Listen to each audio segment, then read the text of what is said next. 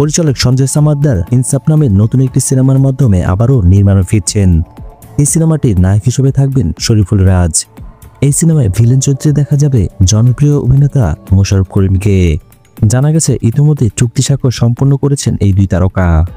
এবার জানা গেল শরীফুল রাজের নায়িকা হিসেবে এই সিনেমায় তাসনিয়া ফারিনের থাকার কথা রয়েছে।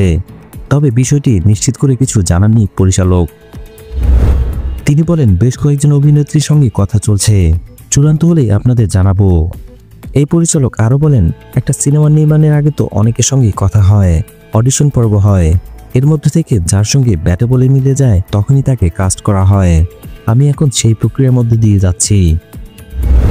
অ্যাকশন থ্রিলার গল্পে ইনসাফ সিনেমায় রাজ আর মোশাররফ করিমকে ভিন্ন লুকে দেখা যাবে।